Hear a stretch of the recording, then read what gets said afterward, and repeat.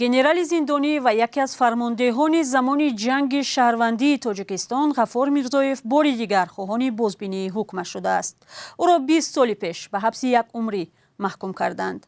غفار میرزایف 68 ساله به پیوندانش گفته است زود بیمار می شود و می خواهد باقی عمر را در کنار نزدیکان گذراند. همکارم میرزانبی خالقزاد با خویشاوندان غفار میرزایف صحبت کرد و حالا در استودیو با ماست. میرزانبی، اول درباره جزئیات درخواست غفار میرزایف صحبت میکردید. بله، زرنگیست درخواست گنرال زندانی به واسطه نزدیکانش به مقامات فرستاده شده است و عایشه میرزایف و خواهر غفار میرزایف روز 9 می به رادیو آزادی گفت با برادرش اول همین ماه در زندان گپ زده است. عایشه میرزایف میگوید برادرش چند دفعه به دادستانی و دادگاه عالی نامه نوشت اما توجه نکردند. برای همین به رستم امامعلی رئیس مجلس ملی تاجیکستان مراجعه کرده است.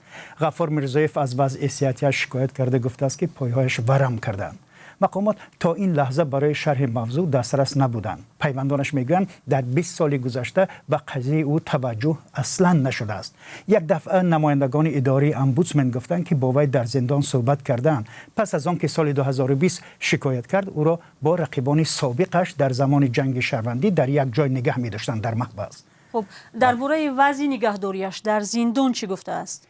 ببینید، خواهرش میگوید که غفار میرزایف از شرایط زندان راضی است. مثلا پیشتر در نیم سال یک دفعه اگر خوراک میبردن حالا حق داشتن هر 3 ماه ببرن. خویشاوندانش قبلا در یک سال 2 مرتبه با او ملاقات میکردند، حالا سال 3 دفعه به دیدن او میروند.